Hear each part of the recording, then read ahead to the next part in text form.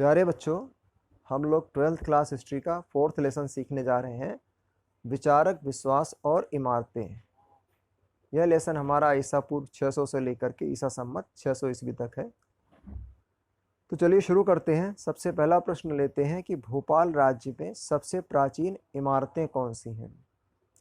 तो भोपाल राज्य के प्राचीन अवशेषों में से सबसे अद्भुत सांची कनखेड़ा की इमारतें हैं। यानी सांची कनखेड़ा में जो इमारतें पाई गई हैं या इमारतों के अवशेष पाए गए हैं, वो भोपाल राज्य की प्राचीनतम इमारतों में से एक है। और ये सांची कनखेड़ा जगह है, ये भोपाल से लगभग 20 मील उत्तर पूर्व की तरफ एक पहाड़ की तलहटी में बसा हुआ इलाका है। आगे हम सीखते हैं कि सांची के स्तूप का तोरण द्वार यूरोप जाने से कैसे बचा और भोपाल के शासकों का इसमें क्या योगदान रहा। तो जो सांची का स्तूप है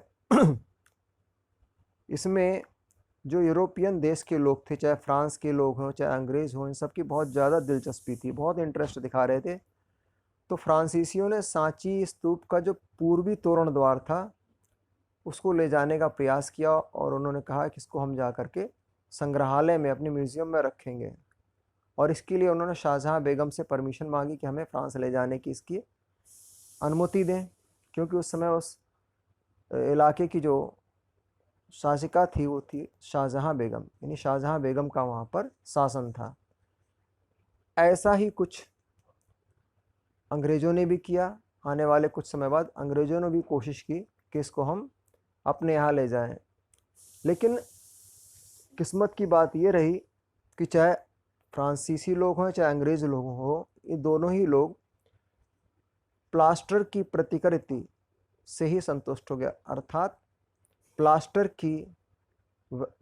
का वैसा ही नमूना बना करके तोरण द्वार जैसा उन्हें दे दिया गया और फ्रांसीसी और अंग्रेज़ दोनों लोग संतुष्ट हो गए और उसको अपने यहाँ ले गए। तो इस तरीके से जो मूल तोरण द्वार है वो आज अपनी जगह पर स्थित है। ये जो भोपाल के शासक थीं शाहजहाँ बेगम और सुल्तान जहाँ बेगम, इन लोगों ने इस स्थान के रख रखाव के लिए धन का अनुदान दिया, पैसे दिए कि जिससे कि इस स्थान की देखरेख होती रहे।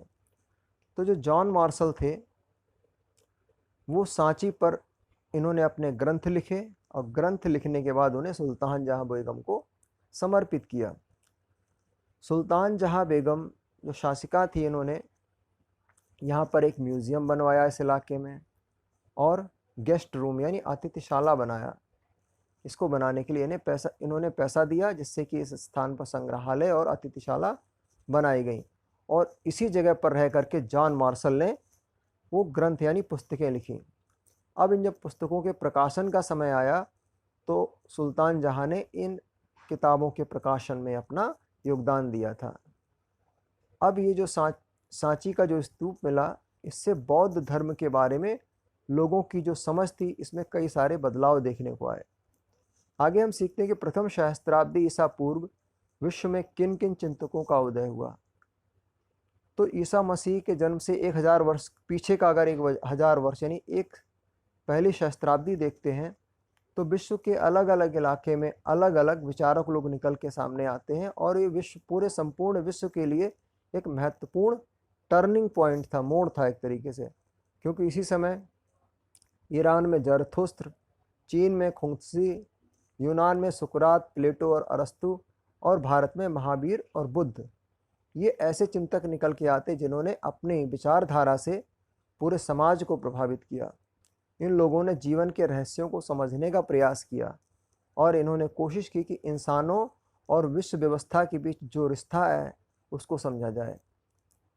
अर्थात इन्होंने इंसानों और विश्व व्यवस्था के बीच बने रिश्ते को भी समझने का प्रयास किया। आगे हम सीखते हैं कि पूर्व वैदिक परंपरा का वर्णन करो। तो पूर्व वैदिक परंपरा की जो जानकारी है वो हमें ऋग्वेद से मिलती है और इस ऋग्वेद का संकलन आज से 1500 ईसा पूर्व से लेके 1000 ईसा पूर्व के बीच हुआ। इस ऋग्वेद में अग्नि, इंद्र, सोम जैसे कई देवताओं की पूजा पद्धति को बताया गया, स्तुति के स्रोत बताए गए हैं, श्लोक बताए गए हैं। अब इन श्लोकों को या स्रोतों को जब यज्ञ कराए जाते थे तो इन श्लोकों को जोर जोर से बोल करके यज्ञ कराया जाता था। यानी यज्ञ कराते समय ऋग्वेद में लिखे हुए स्त्रोतों का जोर जोर से उच्चारण किया जाता था। और लोग यज्ञ इसलिए कराते थे क्योंकि अपने जानवरों को बेटे की स्वास्थ्य लंबी आयु पाने के लिए प्रार्थना करते थे, इसलिए यज्ञ करवाते थे। तो शुरू शुरू में तो जो यज्ञ थे सामूहिक रूप से किए जाते थे। बाद में यानी लगभग 1000 ईसा पूर्व से लेकर 500 ईस्वी ईसा पूर्व के बीच जो यज्ञ थे अब घरों के मालिकों द्वारा व्यक्तिगत रूप से कराए जाने लगे। इसी कड़ी में राजसूय तथा अश्वमेध जैसे कुछ यज्ञ होते थे, ये उस इलाके के राजा या सरदार लोग करवाते थे। और इन यज्ञों को करवाने के लिए ब्राह्मणों की जरूरत होती थी, यानी ब्राह्मण लोग ही यज्ञ करवा सकते थे और किसी भी वर्ण का व्यक्ति यज्ञ नहीं करवा सकता था। इसलिए इन अनुष्ठानों को करवाने के लिए लोगों को ब्राह्मण पुरोहितों पर निर्भर रहना पड़ता था।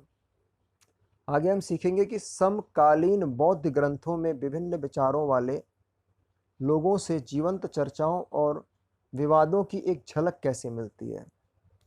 तो उस समय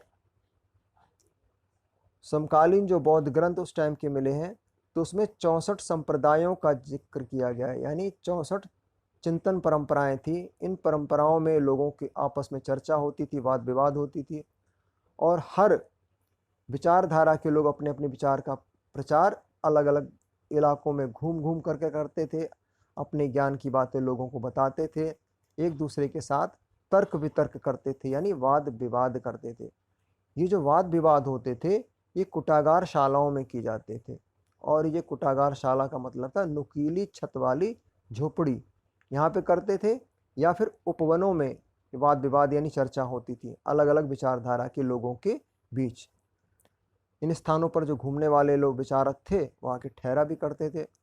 यदि कोई दार्शनिक अपने तर्कों से अपने प्रतिद्वंदी को सहमत कर लेता था, यानी तर्क वितर्क जब होता था, वाद विवाद होता था, अगर कोई विद्वान आदमी अपनी बातों को दूसरों को मनवा लेता था तो उसका जो प्रतिद्वंदी होता था वो अपने अनुयायियों के साथ उसका शिष्य बन जाता था।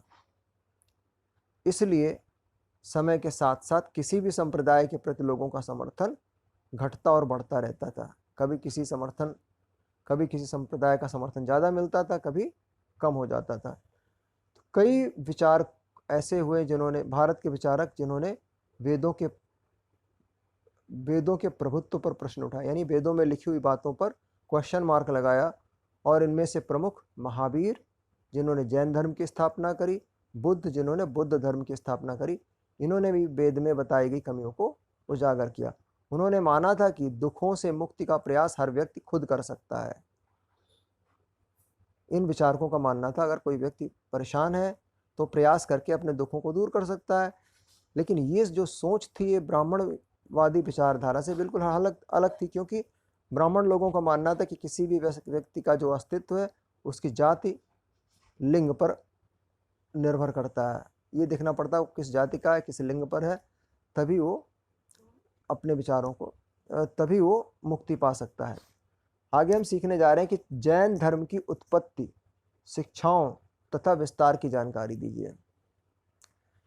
तो अब जैन धर्म जिसकी स्थापना महावीर जी ने की थी, जो कि जैन धर्म के 24वें तीर्थंकर थे। तो जैनियों के मूल सिद्धांत जो थे वो 6ठी शताब्दी ईसा पूर्व से ही प्रचलित थे। तो वर्धमान महावीर के जो जन्म हुआ था उससे पहले से ही जैनियों के सिद्धांत प्रचलित थे। और कहाँ प्रचलित थे? उत्तर भारत में खास करके प्रचलित थे। तो जो जैन धर्म की परंपरा उसके अनुसार मान्यता है कि महावीर यानी वर्धमान महावीर से पहले भी 23 शिक्षक इस संप्रदाय में हो चुके थे। ये जो महावीर थे ये 24वें तीर्थंकर थे, यानी 24वें शिक्षक थे। इसको तीर्थंकर कहा गया। तीर्थंकर का मतलब होता है ऐसे महापुरुष जो लोगों को जीवन की नदी के पार पहुंचाते हैं। तीर्थंकर का अर्थ है ऐसे महापुरुष जो लोगों को जीवन की नदी के पार पहुंचाते हैं। तो महावीर ने अपने से पहले तीर्थंकरों की शिक्षा जो थी उन्हीं को आगे बढ़ाया। अब जो जैन धर्म की शिक्षाएं प्रमुख थी वो इस तरीके से थी कि जैन दर्शन की सबसे प्रमुख मान्यता ये थी कि जो सारा संसार है वो सजीव है, सब में जीवन है। इस मान्यता के अनुसार चाहे पत्थर है, चट्टान है, जल है, इन सब में जीवन है, ऐसा ये मानते हैं। जीवों के प्रति अहिंसा जैन धर्म का प्रमुख केंद्र है, यानी अहिंसा की बात कही है कि बिल्कुल भी मारकाट नहीं होनी चाहिए, यानी जीवों के प्रति भी अहिंसा का बर्ताव करना चाहिए, ये जैन धर्म की मान्यता है। इसके अनुसार चाहे मनुष्य हो, जानवर हो, पेड़ पौधे हो, कीड़े मकोड़े को किसी को मारना नहीं चाहिए। जैन धर्म के अहिंसा के इस सिद्धांत ने संपूर्ण भारत की चिंतन परंपरा को प्रभावित किया था, यानी जैनियों की इस अहिंसावादी प्रवृत्ति को आने वाले समय में जो भारतीय लोग थे सब ने इसको माना और इसका प्रभाव पूरी यहाँ की परंपरा पर पड़ा था। तो जैन मान्यता के अनुसार, जैन धर्म की मान्यता के अनुसार कि जन्म और पुनर्जन्म का जो चक्र है इसे कर्म के द्वारा निर्धारित किया जाता है, यानी लोगों का जो जन्म हो रहा है या पुनर्जन्म हो रहा है तो उसके कर्म कैसे रहे इसके आधार पर व्यक्ति का जन्म और पुनर्जन्म होता है। और कर्म के चक्र से व्यक्ति मुक्ति पा सकता है। कैसे पा सकता है? अगर वो त्याग करता हो वो व्यक्ति और तपस्या करता है, अगर वो व्यक्ति त्याग और तपस्या करता है तो कर्म के चक्र से मुक्ति पा सकता है। अतः अगर मुक्ति पाना है तो इसके लिए संसार का त्याग करना पड़ेगा और उस व्यक्ति को विहारों में रहना पड़ेगा।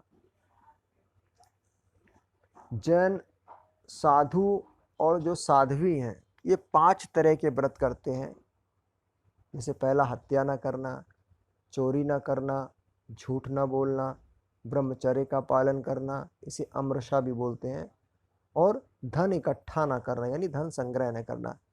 इन बातों को जैनी लोग मानते हैं। अभी जो जैन धर्म का विस्तार जो है धीरे धीरे भारत के कई भागों में हुआ, जिस तरह बौद्ध धर्म का विस्तार हुआ उसी तरह जैन धर्म का भी विस्तार हुआ, और इनके जैनियों ने अपने साहित्य की रचना प्राकृत भाषा में, संस्कृत भाषा में, तमिल भाषा में, अलग अलग भाषाओं में इसकी रचना भी की। सैकड़ों वर्षों से इन ग्रंथों की पांडुलिपियाँ जो थीं वो मंदिरों से जुड़े पुस्तकालय थे वहाँ रखी गई, यानी इनके जो पुराने समय की जो पांडुलिपियाँ हैं, जो इनका साहित्य लिखा गया है वो कहाँ रखा गया? मंदिरों के पास जो पुस्तकालय थे। तो धार्मिक परंपराओं से जुड़ी जैन तीर्थंकरों की जो मूर्तियां हैं वो भारतीय उपमहाद्वीप में कई अलग अलग भागों में पाई गई हैं, यानी जैन तीर्थंकरों की मूर्तियां भारत में अलग अलग स्थानों में पाई गई हैं। तो इस तरीके से ये पता चलता है जो जैन धर्म है वो भारत में व्यापक रूप से इसका विस्तार हुआ था, काफ़ी दूर दूर तक फैला हुआ था। अब हम बुद्ध की शिक्षाओं के बारे में सीखेंगे कि बुद्ध की शिक्षाओं के बारे में हम कैसे जानते हैं। तो बुद्ध उस समय के सबसे प्रभावी शिक्षकों में से एक थे। जिस काल के बारे में हम पढ़ रहे हैं तो बुद्ध का प्रभाव सबसे ज़्यादा था। उनके जो उपदेश थे वो पूरे भारतीय उपमहाद्वीप, मध्य एशिया का जो इलाका है, चीन, Korea, Japan, Sri Lanka, Myanmar, Thailand और इंडोनेशिया, यहाँ तक इनके उपदेश इतनी दूर दूर तक फैले हुए थे। तो बुद्ध की जो शिक्षाओं की जो जानकारी है हमें बौद्ध ग्रंथों से मिलती है। जो बौद्ध धर्म के ग्रंथ लिखे हुए उनसे हमें बौद्ध धर्म की शिक्षाओं की जानकारी मिलती है। इन ग्रंथ का संपादन, अनुवाद और विश्लेषण बहुत ही मेहनत के साथ किया गया, यानी इनके जो अलग अलग भाषाओं में लिखे हो तो वहाँ से इनका ट्रांसलेशन भी किया गया, विश्लेषण भी किया गया। बहुत ही मेहनत के साथ बौद्ध ग्रंथों का अनुवाद और विश्लेषण वगैरह किया गया। तो इतिहासकारों ने महात्मा बुद्ध के जीवन के बारे में जानकारी इन्हीं ग्रंथों के माध्यम से इकट्ठी करी, और कई ग्रंथ जो थे बुद्ध के जीवन काल से संबंधित थे और लगभग 100 वर्ष बाद लिखे गए थे। उन्हीं से महात्मा बुद्ध के बारे में जानकारी इकट्ठी करी गई। अब हम सीखते हैं कि गौतम बुद्ध पर नोट लिखो, यानी गौतम बुद्ध के बारे में हल्की सी जानकारी सीखेंगे। जो गौतम बुद्ध थे, इनके बचपन का नाम सिद्धार्थ था। इनके जो पिता थे उनका नाम शुद्धोधन था और वो शाक्य कबीले के सरदार थे। इनकी माँ का नाम महामाया था। जीवन की सारी परेशानियों से इन्हें दूर रखा गया था और महल की चार दीवारी के अंदर बड़ा किया गया था और सारे सुख सुविधाएं इनको दी गई थी। इन्हें कहीं बाहर जाने का मौका ही नहीं दिया गया था। लेकिन एक दिन जब वे बड़े हो गए तो इन्होंने अपने रथकार को, यानी रथ चलाने वाले को मना लिया कि हमें शहर घुमा कर लाओ। तो उसके साथ शहर घूमने निकलते हैं। तो बाहरी दुनिया की जब उन्होंने अपनी ये पहली यात्रा करी तो उनके लिए काफ़ी कष्टदायक थी। क्यों? क्योंकि उन्होंने रास्ते में एक बूढ़े व्यक्ति को देखा, एक बीमार व्यक्ति को देखा और एक लाश यानी मरे हुए व्यक्ति को देखा। इससे उन्हें बड़ा सदमा लगा। उन्हें लगा कि हर कोई व्यक्ति बूढ़ा भी होता है, बीमार भी होता है और अंत में मरता है। तो उन्हें बड़ा दुख हुआ देख करके। उसी समय उन्होंने एक ऐसे मनुष्य को भी देखा जो बहुत ही कमज़ोर था। नहीं, अच्छा नहीं, इसी समय उनको ये पता चला कि जो मनुष्य का शरीर है उसका अंत निश्चित, यानी उसको मरना ज़रूर है। इसी समय उन्होंने एक ऐसे घर को छोड़े हुए, यानी गृह त्याग किए हुए एक सन्यासी को देखा कि जैसे मानो उसको बुढ़ापे से, बीमारी से या मृत्यु से कोई परेशानी ही नहीं है, यानी उसने शांति प्राप्त कर ली है। तब सिद्धार्थ ने उस सन्यासी को देख के निश्चय किया कि वे भी सन्यास का रास्ता अपनाएंगे।